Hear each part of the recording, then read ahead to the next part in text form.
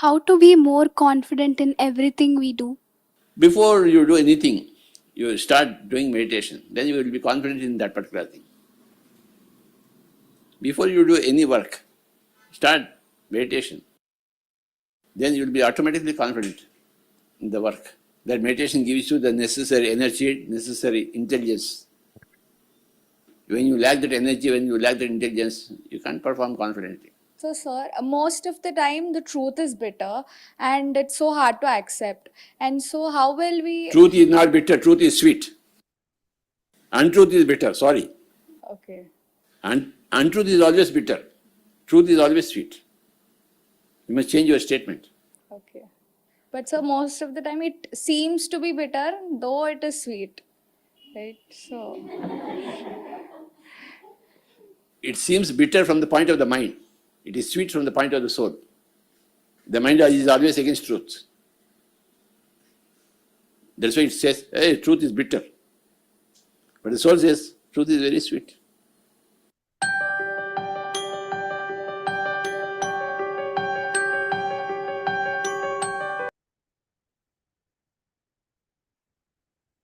Good evening and very good morning to all friends who have joined from all over the world. A hearty welcome to everyone. Today we are very fortunate to have Sridevi Madam with us for our Saturday's masterclass. A warm welcome to you also, Madam. Today Madam is going to talk about the topic upgrade your mental operating system. So before we going into the topic discussion, let us do the meditation. Is it okay, Madam, to do the meditation first? Yeah. Now let us do the meditation first.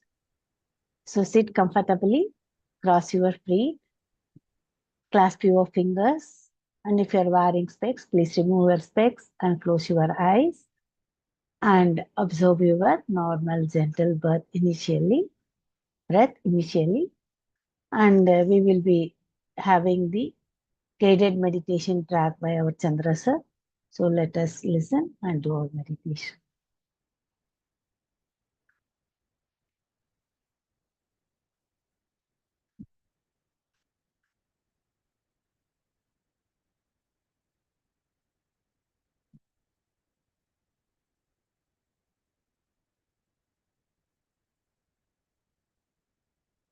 Sit comfortably, all of you, and start.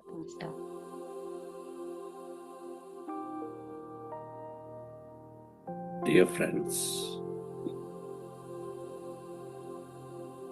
dear masters,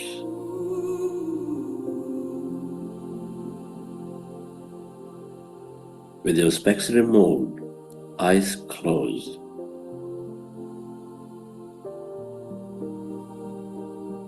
with your hands on your chest area, resting your attention on your heart center.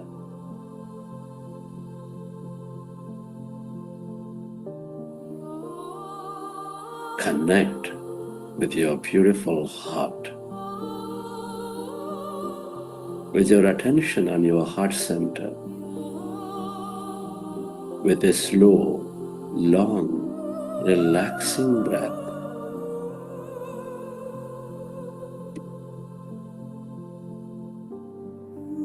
can you feel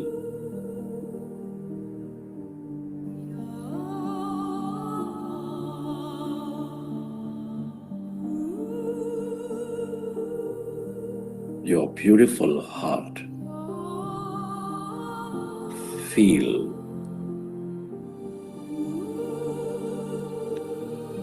the seat of all emotions.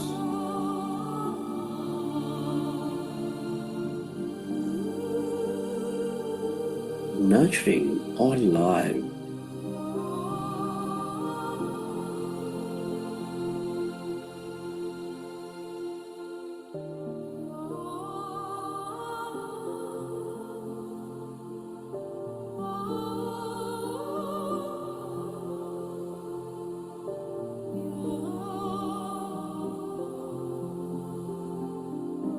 With its energies of love, compassion, gratitude,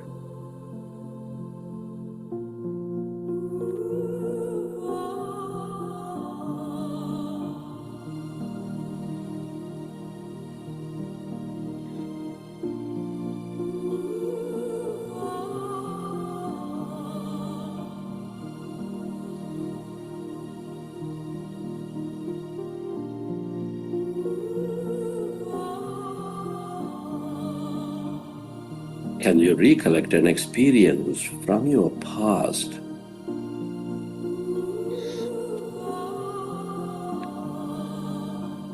or from the vision of your future where you feel enormous love, joy, gratitude, or simply bring up an experience in the present, smelling a flower, playing in water, taking a walk in nature, helping somebody in need.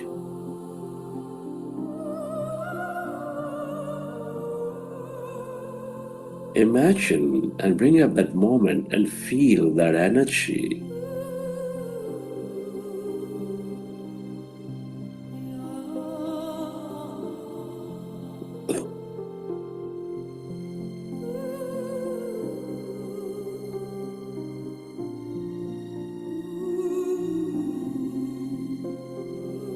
Relive that moment and feel that energy.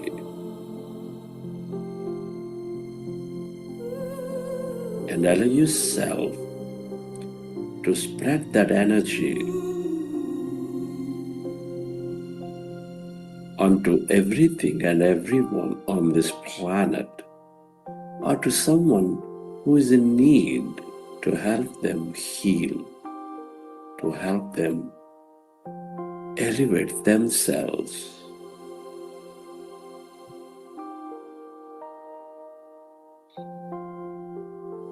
Where your attention goes, there your energy flows.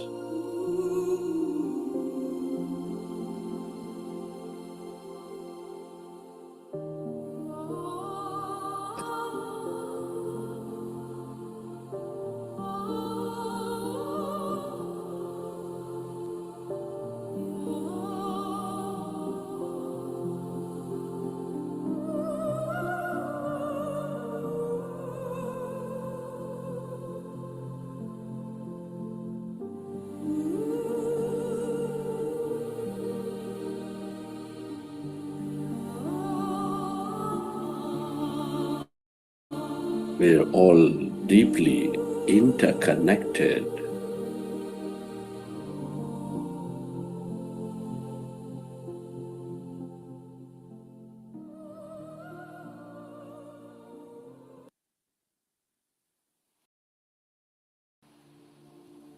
And slowly, let's go into breath mindfulness meditation. With your fingers into fingers, hands comfortably rested in your lap.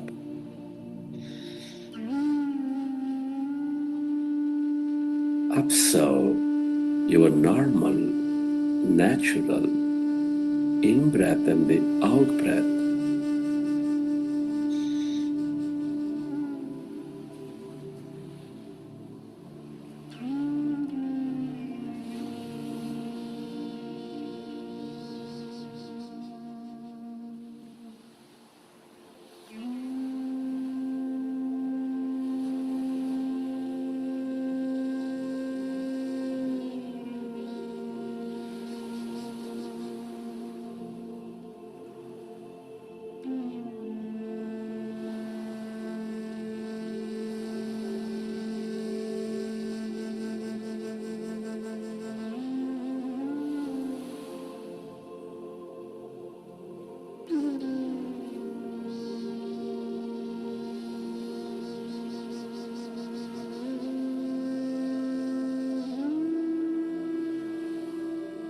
Observe your normal, natural in-breath and the out-breath.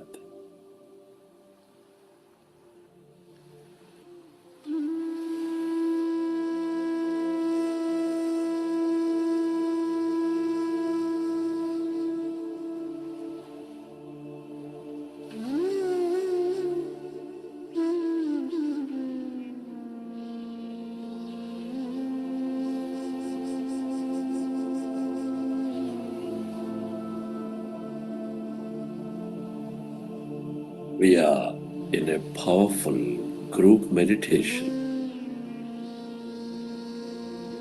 harnessing the energies of the group.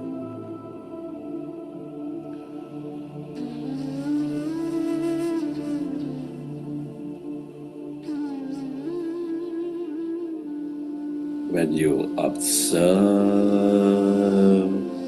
your breath, your mind slowly becomes empty.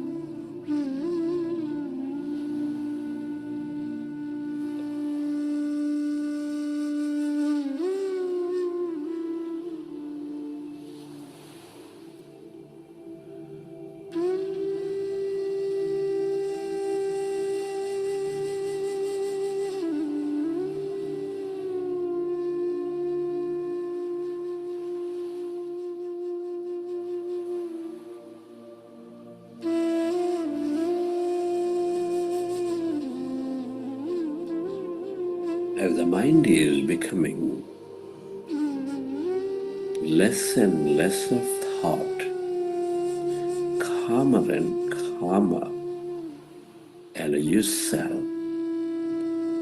to experience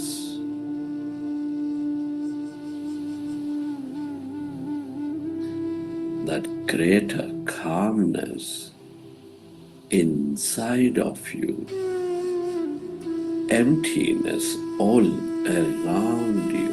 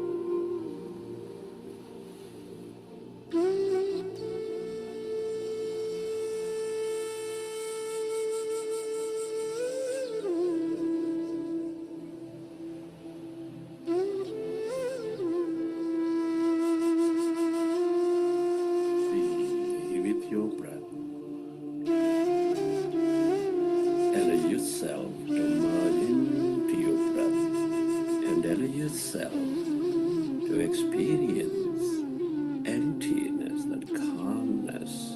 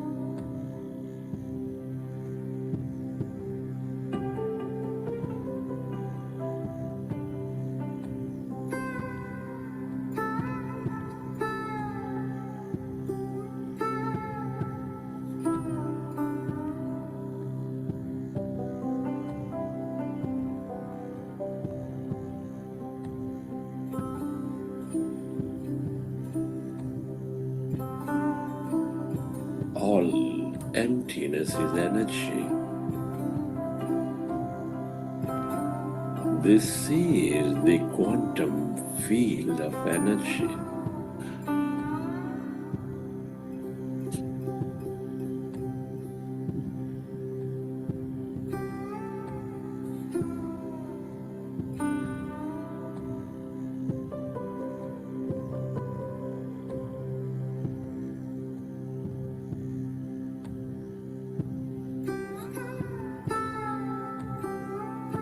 The field of limitless possibilities.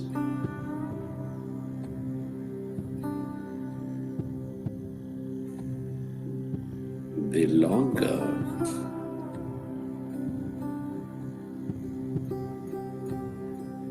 you stay connected to this emptiness, blackness of no body, of no thing,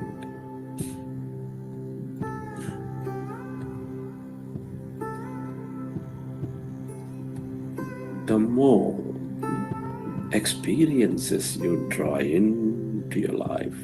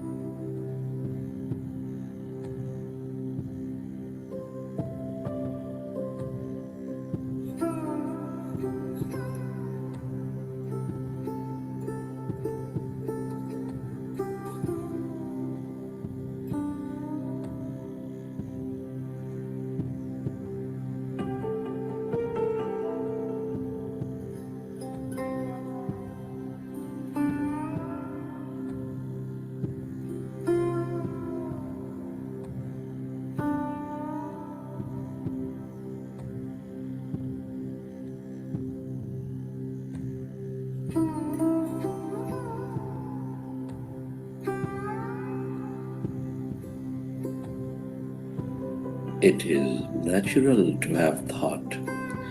When you recognize you are in thought, go back to observing your breath and allow yourself to slowly go into that emptiness,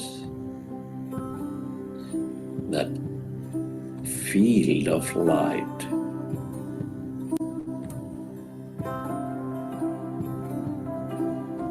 We are less matter, more emptiness and energy.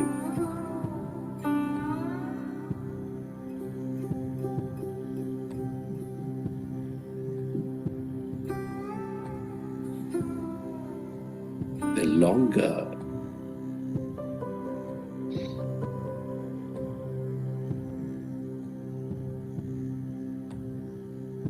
we stay in the empty states of mind, the more you transcend your body,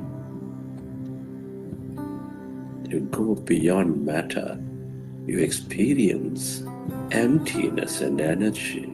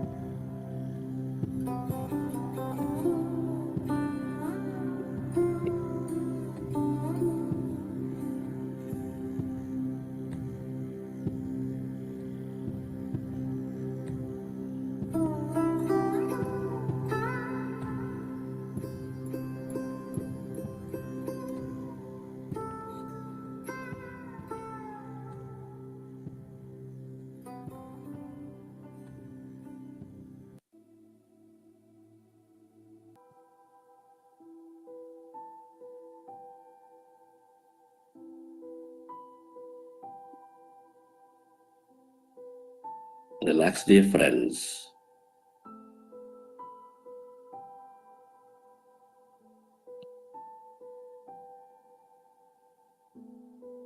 You planted seeds of possibilities.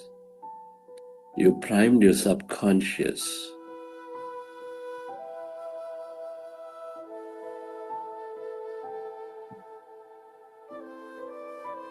Recognize that whatever you emotionally embrace is manifesting into your physicality.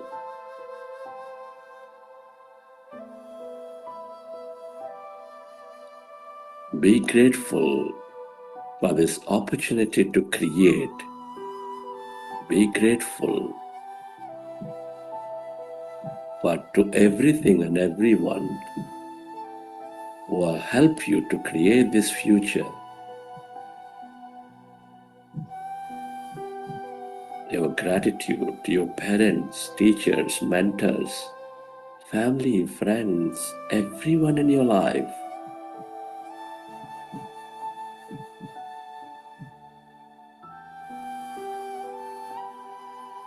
To this grand nature, the bird, the fish, and the animals, to technology, all systems, governments,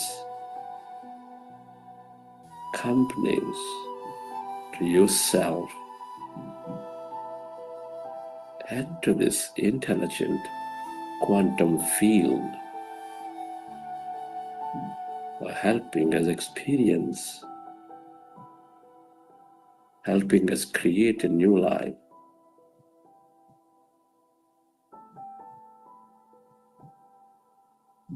Gratitude moves us into coherence and helps us draw and create more.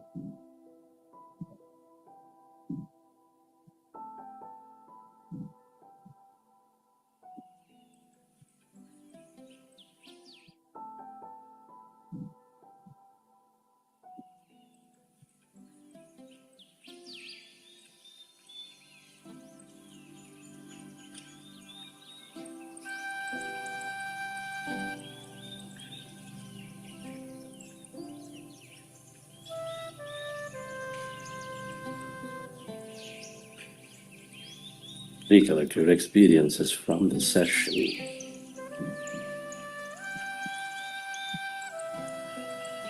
How did you feel?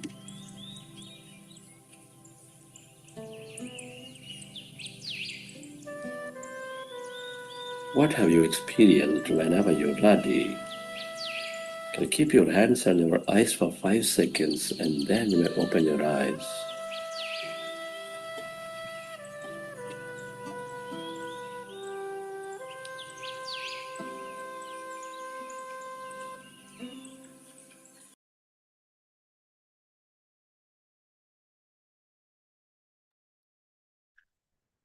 Hope you all enjoyed this meditation, I think, friends. Welcome back, all of you, for today's special our Saturday masterclass. We have Sridevi Madam with us for today's masterclass. So we are very fortunate to have her, and she has taken her time and she has come here to give her wisdom today. So the topic she's going to talk is upgrade your mental operating system. A brief introduction about her. Sridevi Srirangam, a senior IT professional at Siemens Digital Industries in St. Louis, is actively engaged in breath mindfulness meditation through Buddha CEO. She actively volunteers in Satya Sai organizations, Little Angels Foundation, and Women Impact Network Group at her workplace. Sridevi's curiosity extends to exploring the concepts of spiritual science, showcasing her commitment to lifelong learning and inner transformation. She has attended advanced meditation retreats conducted by Buddha Seva Foundation since 2002. A warm welcome to you, madam. Yeah, I think today's topic seems to be like upgrading our computer system or our laptop. So probably I think our mind is also like a computer. Our brain is also like a computer. Probably it needs more and more upgrading because we have got negative patterns, so many negative thoughts, unwanted thoughts, and also limiting beliefs with which are functioning. Probably periodically we have to remove this garbage from our system and also reinstall or reinstall the new empowering beliefs in us. That's what I understood this topic. So we now let us listen from Sridevi Madam directly. Welcome Sridevi Srirangam. And over to you. Thank you. Thank you, Vidya ma'am.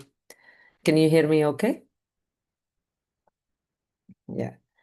Thank you for your kind ma'am, we can hear you. introduction. Yeah. Thank you. Thank you for your kind introduction, Vidya ma'am. It's always good to see you on the Saturday morning sessions. It's it's a very warm, your smile makes the session so bright and beautiful always. And great meditation. I just had a wonderful meditation. It was great. So, first of all, welcome again to the Saturday Masterclass, friends. Good morning and good evening to everyone. It's today's session is not any new thing that you are going to learn. We just together, let's reflect on how we are doing, how we are operating. Are we all on our latest operating system upgrade? Just like Vidya ma'am, right on the point. If we are all like machines, computers, since I worked in the IT profession and I've been working, it's for me to compare with that software and operating system in the computer in our brain. Everybody reflects it. That is so fascinating to me. And I'm so grateful, first of all, to be on this path of meditation for to Chandra sir and Vani madam to introducing me and to constantly guiding us and supporting us to be on this path, and all the Buddha Seva team, who um, serve so many, like these wonderful sessions for sharing.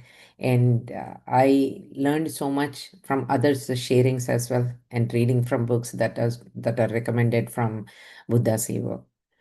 My special thanks to Sai Krupa sir, actually. Um, the today's topic that I'm going to be sharing, I'll share a few slides. Um, Today's topic about this upgrade your mental operating system is an article written by Sai Krupa sir in one of our Buddha CEO magazine last year. And when I read that article, I was so impressed how beautifully he explained with examples in that article, and I really resonated on that. And so that's when I thought, okay, let me share and let me just reflect collectively on this topic, how we can relate our own mental operating system or our mind capabilities with the regular operating system on our computer or our software skills. So let me share a few slides first.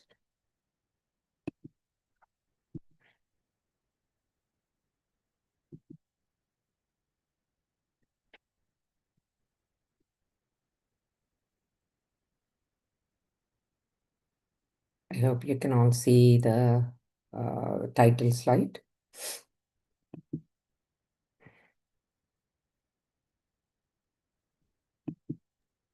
Yes, ma'am, we are able to see. Yeah. Okay. So that's what is this? As Vidya ma'am, you mentioned, our brain is like a computer, right? We all have so many skills. We all have skills, knowledge we acquired, and we have a lot of plans and strategies that we operate from. let's think of all of those, what we gained knowledge and skills, our whether technical skills, professional skills, other skills, or our our music, our dance, or our computer skill, or anything like your profession. All of these are like software applications that run on a computer. So it needs, for all these applications to run on, you need a machine. That's what on the machine you have an operating system. So that's our brain, our operating system. So what is that? So everybody wants to run. If you're driving a car, right? You all want to drive on a very smooth road, very smooth car, or when you initiate something that you wanted to do in your life, you want it to go very smoothly. No, not hitting the bumps, along the way. You always want to nice smooth experience to go and accomplish whatever you want, right? That's what we all wanted. But are we really able to be in that zone? What is that is needed for to be in that zone? That's what so that means not just how many skills, how much knowledge, or how many things that we possess, but are we really using that efficiently when it is needed? Are we operating to the best experience in our life through those? That's where comes the term, what mindful intelligence is, what is needed as an operating system, and is it in the best way, right? So what is this mindful intelligence is? Let's look at that. It is our mental capabilities. There are 5 mental capabilities that our brain functions that are comprised. That is what called mindful intelligence. These are 5 pillars you can think of. So let's reflect on each of them separately. But I just want to touch base on this. What are these 5 different brain functions, or our 5 capabilities? And these are all not separate skills to master one at a time. They're really interdependent, like present moment awareness, emotional regulation, cognitive flexibility, connected intelligence, intuitive insight, right? So how are these interdependent? They're not like, okay, I pick up this one, I just work on this. It's not. They all collectively help us to run smoothly, or to experience our life experiences, whatever we do, to the best. So awareness feeds regulation. Regulation frees up our emotional balance, frees up our flexibility, and flexibility opens the connection or connectedness. And then because of we connect things, we recognize the patterns, how we are operating, that sharpens our intuition. And intuition brings back to the presence, awareness, or living in the present moment. So this is not just merely talking like a philosophy. It's really proven, our meditation. Right now, we all just did the meditation. If we think of, just reflect on, think of what zone am I in? How, if I have to start something right after meditation, how would it be? How smoothly it would go? Or I just wake up, run, and then I'm anxiety and trying to do something. How would that? Just reflect, the days that you are in that zone, you're in, after your meditation practices, how you're operating. So, Harvard Medical School research shows that 8 weeks of consistent mindfulness practice increases the gray matter in the brain regions governing our learning, memory, and emotional regulation. Research has proven that the mindfulness practice, meditation practice, really improves that. It's not just a mere philosophy that what we are talking, or theory we're talking here. So let's reflect on it, on each one of it a little bit. So present moment awareness.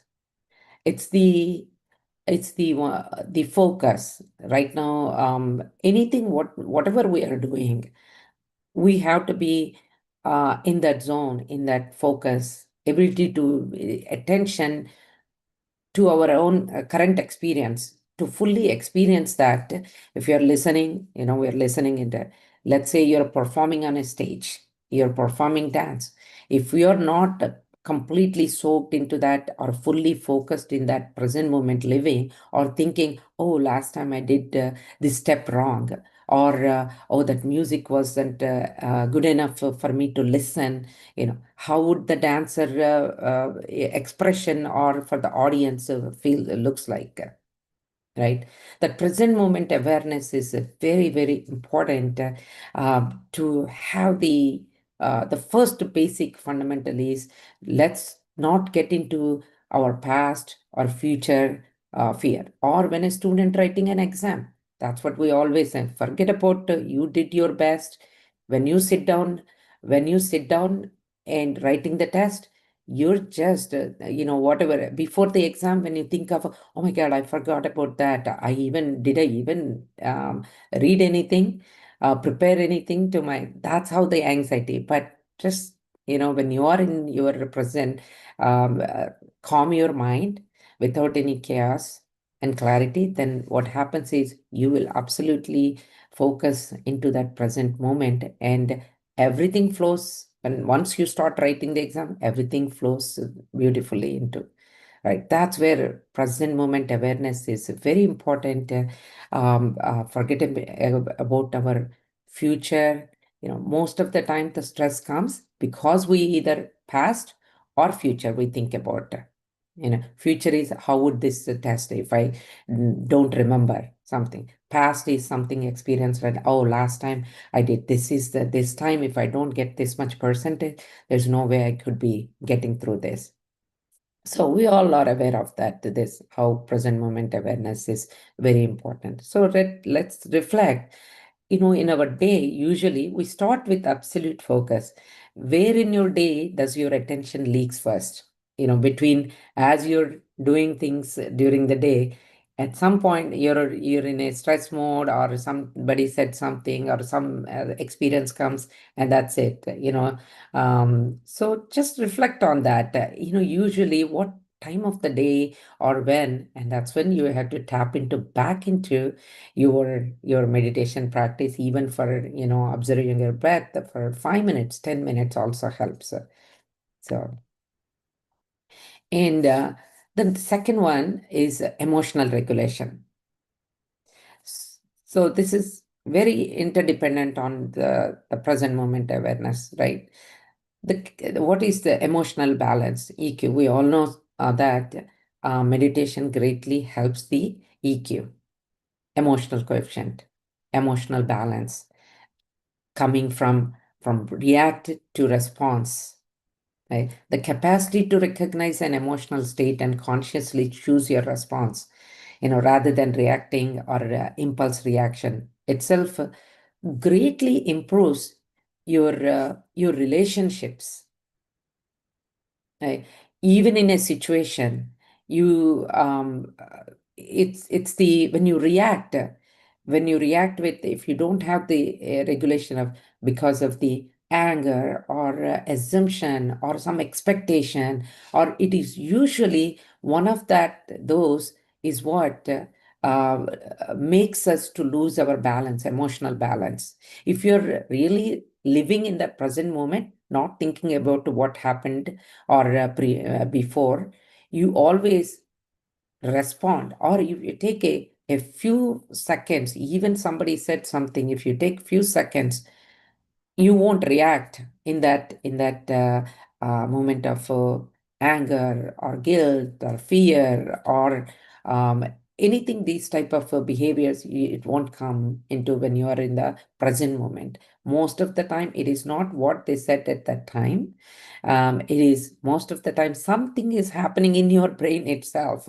They probably, other person might have said or written an email in something different. They're not assuming anything, but you interpret in your brain in a different way, and you react. right? So uh, again, meditation practice, all of these mind practices, mindfulness practices, increases that makes you emotionally balanced. Instead of reacting, you'll respond, and that's very important for our any of our relationships, whether professional or personal or anywhere. And again, this is, as I mentioned in the beginning, this is not a mere session. Just think of your situation, think of your last reactive moment. What would, pausing one breath before responding have changed? I'm sure everyone has something. I'm more on the reflection, that's what self-reflection always gives you your answers for yourself. What is that I have to improve? It's nobody else. It's just how can we, this is all things that we can upgrade constantly, one at a time, one moment. It's not like, hey, I don't have to, of course, in the software, oh, we released a software upgrade, or 6 months, we don't have to do anything. Our mind intelligence, because we're living every moment, every second, every second is important, right? That is what life experience is all about. Okay, I don't have to do anything, I can live like this, and then after 6 months, then I'll upgrade. That's not how the life works. You want every experience, every second of your life to be beautifully run, right? Smoothly running. So now that the third important one is the cognitive flexibility. What is this cognitive flexibility means? It's in a simple words, I can say. I mean, these words probably, more complex, or we don't think of this in these terms, but it's the open to the possibilities. Be open, be flexible, right? And be open to others' perspectives. And that's why Patriji always says, reading books helps to understand others' perspectives. So the capacity to shift perspective or challenge your own assumptions and generate solutions that were not visible from your original position. That's what, I just wrote the definition, kind of but in a simple terms, if you want to understand, you be open to the possibilities, you be flexible, even though you know something, you have a great plan. Let's say, I worked in IT profession for a long time as a hiring manager, dev manager, and development manager. You have a team. When you go, you always think with your experience or something, you have the better idea, you have the better plan, and you just hey, do it like this. Instead of that, you're sitting in a team meeting and you're open to the others' perspectives. A intern or a junior developer just joined, and they have a open that feedback, or open and create a platform where they can express without any fear, openness. And then you also, it's not that your plan has to be executed. Maybe there is a better plan, maybe there is a different way of thinking about this solution. To solve a problem, there might be several ways to, but you may not be because of being open to the different possibilities or perspectives, you never know, there is an innovative way that you didn't think of. Will somebody comes out from someone, and then that might be a stepping stone for a bigger innovation later. But that's where, if you're always only in your way, then you're not ready to receive the greater experiences in your life, and you don't know what you're missing. So that's where the cognitive flexibility, that flexible to receive others' perspective, to listen to the others' perspective, is greatly helps. And we're on our own assumptions, challenging our own assumptions. We come up with, and this is where again our limiting beliefs comes up. We have expectations, or we have assumptions. How things, when you assume some things, rather than you just be open to the possibilities. So reflect on, what is that one assumption you are currently not questioning in your practice, your work, or your relationships, anything. Um, just reflect on these, how my past assumptions, or when I'm not open, what is that I missed? I'm sure everyone will have these type of things in their day-to-day life. Then the next one is about the connected intelligence. What is this connected intelligence? The ability, I'll just read this, the ability to see patterns, relationships, and root causes within a complex system, recognizing that most problems are systemic and not individual. Many workplace and relational problems that look like a people problem are actually a structural one. Uh, when I was going through this one, I was thinking about this and reflecting. Lot of times, it's in our day-to-day, as me being in a software service company, we sell software, and we always have to work with the sales services team who actually installs, deploys software, in the cloud world, deploys software, and we as a product team who develops, there is always, and the marketing team, we all four teams have to collaborate.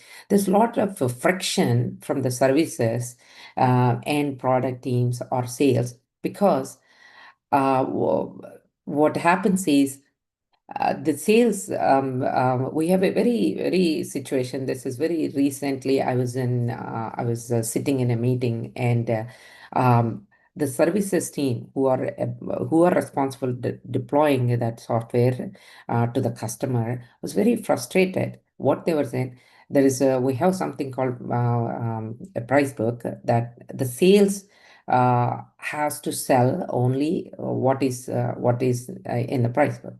It's not, when then everything flows in our process.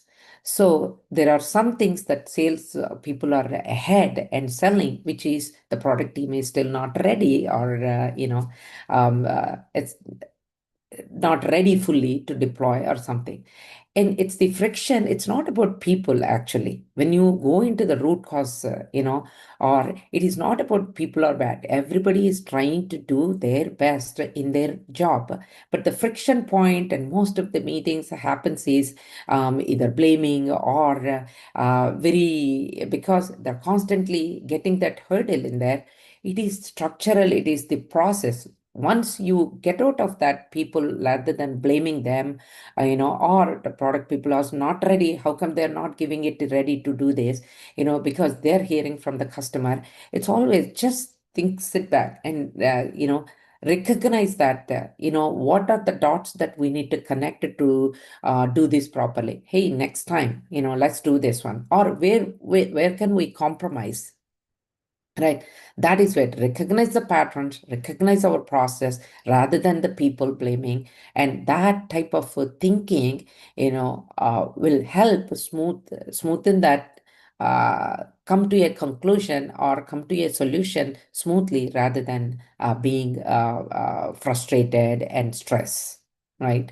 So that's where this recognizing the patterns, even in the same simple, not even computer world, the professional world, I just gave an example, but in the relationships also, if you put yourself in their other person's shoes and understand them, or recognize what is going on behind, then the root cause why they're frustrated, it's not about that current situation. It is something that is, maybe they're not physically able to do that, something like that. That's where we have to apply our connected intelligence, recognize the patterns, understand the untold behind it, right? And the last one is intuitive insight. So when you, a lot of times, intuition, when you don't have chaos in your mind, when you're absolutely clear, when the intuition automatically comes. Again, intuition is not a guess, right? A lot of times, you gut feeling, you say, right? Even though there are two things similar, but we have to make a choice to go with one. And that's when that mind intuition comes. It's not a guess. It's different from guessing, right? That intuition is also, how does that, beyond our own analytical thinking, beyond our own comparisons or skills, the intuition what always serves. A lot of people might have recognized sometimes, oh, I felt like doing this one and it worked greatly, right? So that intuition is when a decision involves more variables than can be, consciously tracked. Intuition is what is helps. It's again, I've repeatedly, I like that word. It's not guessing. It comes naturally into our mind, right? So okay, we have all of these five different, these things. Then what is this combinedly when these are, um, when all of these capabilities we have in our, is we're operating with, or we're operating with this type of a mindful intelligence, how is the performance? So we can reflect on what type of performance zone we are in. Are we on surviving? Are we just thriving? Or are we thriving? That's when this, all these mindful intelligence, these five characters: present moment awareness, intuition, cognitive flexibility, connected intelligence, all of these, emotional balance, everything is required to which determines which zone are you operating from. That the which zone means that is where our performance means, right? Surviving. So most of it before meditation, if anyone reflects back, before meditation or consistent these mindful practices, any practice that you do, just like our physical body, we do exercises. For mind, we do this, silent sitting, mindfulness practice, or observing your breath, or meditation consistently. Then you slowly move from that surviving mode to striving. you know uh, Surviving is like you're operating, you're still doing the things, but very stressed out, anxiety, yelling, screaming, somehow you get the things done. I always say that what is this meditation helped me is how it's the same things. It's not about what, it's about how I operated, how I accomplished that thing is only the thing that changed, right? And once you're out of that survival, survival is where, everything seems like a challenge, everything seems like a anxiety or overwhelming, stressful, but somehow you get things done, right?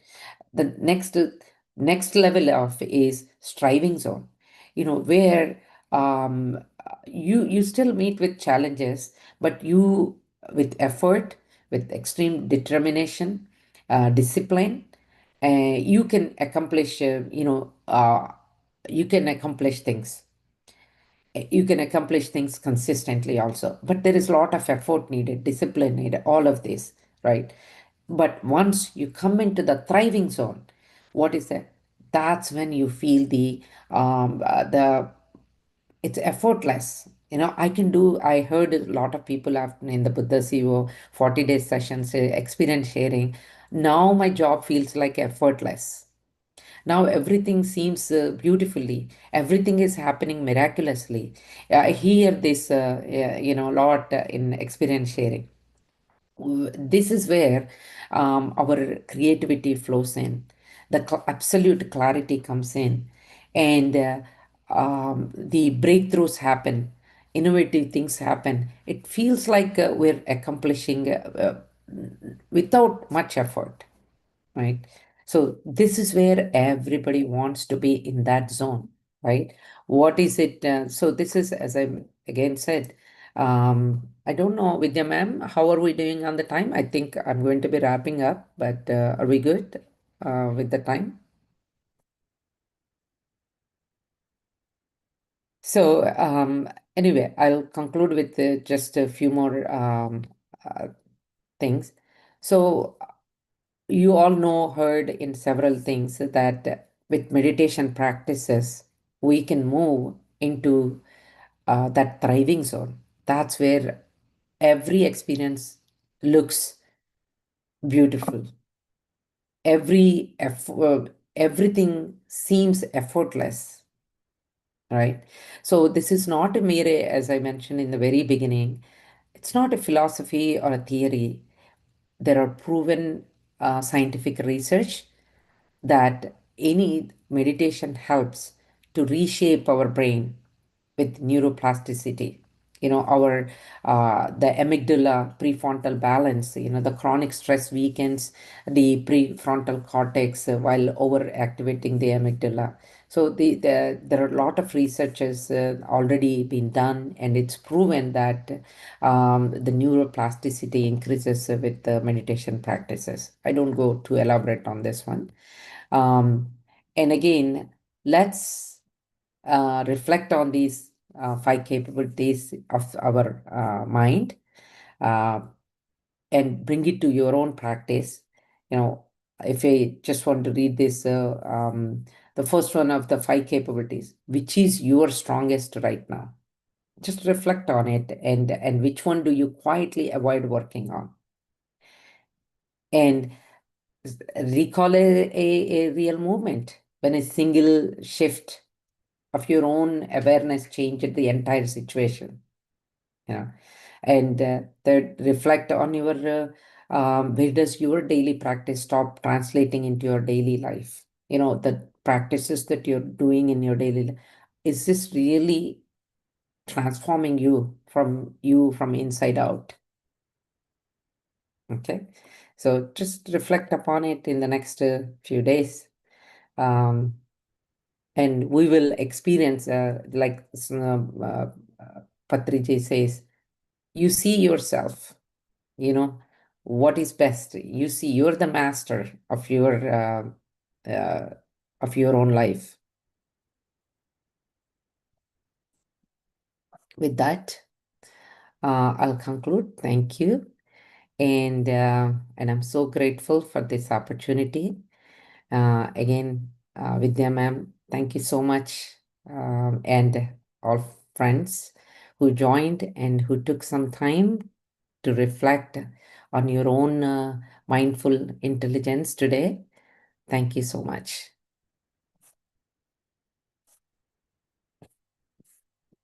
I will stop sharing here. And if anyone has any questions, Friends, feel you free. can raise your hands so that we will unmute you so that you can interact with Shridevi madam. Yes, ma'am. Tej has raised the hand. I am unmuted.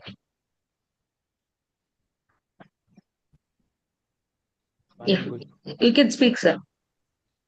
Yes, sir. Madam.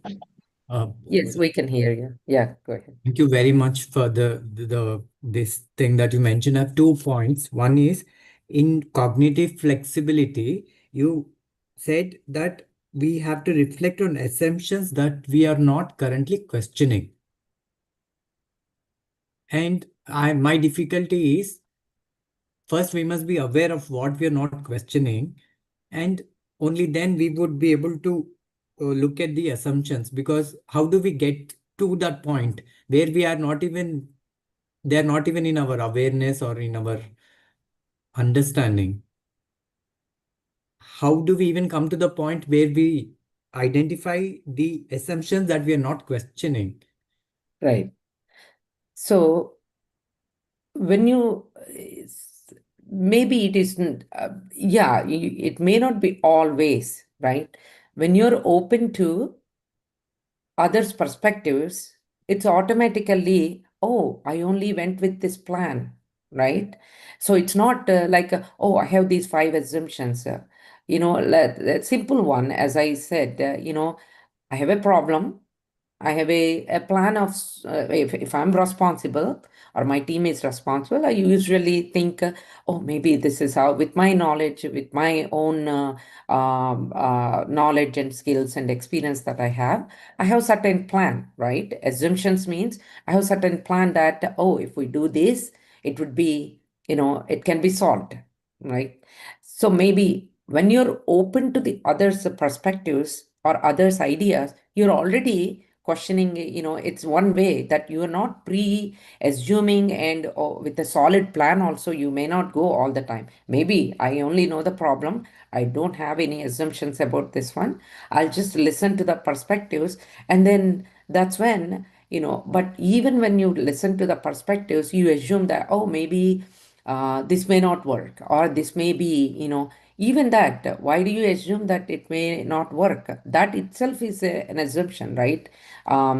So you assume that, oh, if I follow, it could be wrong, right, or anything. Everybody will have, when you calmly listen, inside, you will have some. Maybe it may not be very strong pre-assumptions sometimes, but when you are open to the perspectives, you're already challenging your own yeah, assumptions. Would that, does that make sense? Yes, madam. Thank you, Yeah. madam. I had one more doubt. Sure. That was related to the uh, point where you said looking at patterns and specific to relationship problems. You said do not look at it at a people problem, but look at it at a structural one. When it comes to workplace issues, sometimes it's easy to get the structural part, but when it is looking at relationships, how do we work that structural part? Yeah, when I mean structural, systemic, right?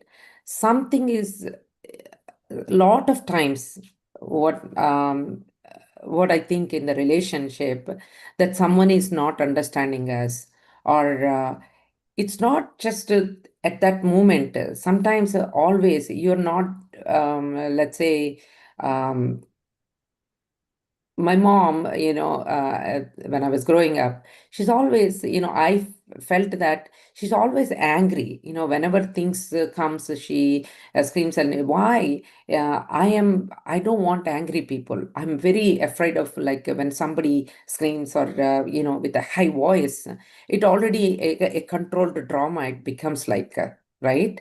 But when you don't understand, or you don't have that ability to understand them beyond just seeing, oh, my mom is always yelling, she's always want to get the things done, it's just, she's so anxiety when things come. But behind this thing, it's a systemic thing, is she's always wanted to do herself, but she's not able to do certain things, because of her disability, or she doesn't have that much energy, but she still want to get these things.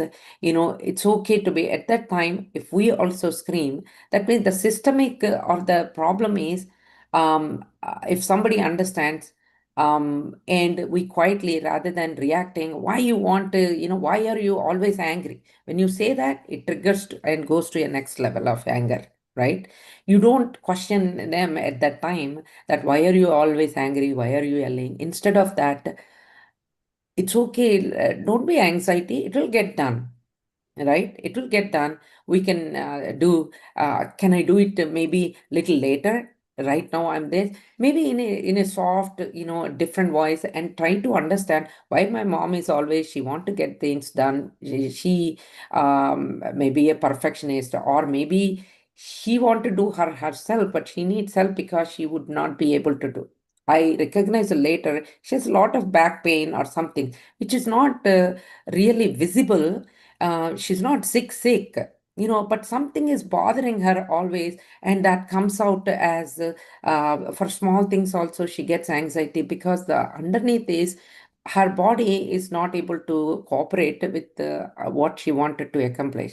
In the relationship, that's just a very simple example that I came through. It took me a while to understand why she's in that anxiety mode for small things also. It's really, she's not feeling good with that constant nagging pain. She gets irritated, with that, and that she has to ask help somebody, that's what makes her bother, and with that tone, and she comes back with.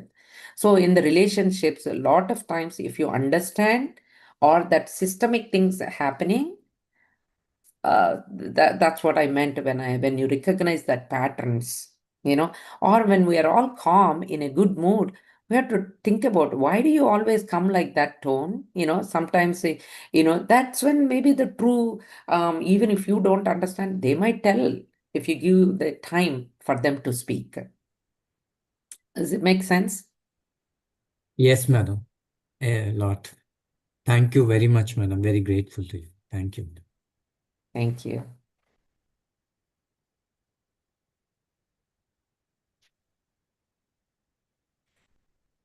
If we don't have any other sharings, or it's not just I'm answering or anything, you can share your experience or anything. If we don't have, we can I think wrap up also.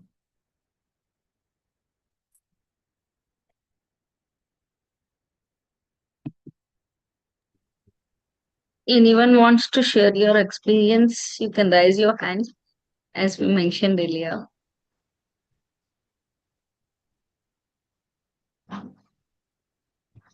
Okay. Sridevi ma'am, it's a wonderful session. Like upgrading our system. Like I'm also an IT professional, so I know the upgrade required for the systems, but upgrade requires for the human body as well. You explained in a detailed way. There are many outcomes from your session. So the most important thing I have rewind and I realized the gratitude, which makes most greatest upgrade in our lives. I experienced it, and many people also will have many takeaways from your session. Thank you so much for the wonderful session from your end, ma'am. Thank you so much. Thank you so much. Friends, as we all know, tomorrow is Sunday. We all will have the long guided meditation with Chandra sir. So hope I will see you all in the tomorrow's session again. Thank you all for joining. And the meditation session starts from 6 a.m. IST. Thank you all. Thank you, Thank you. Sridevi.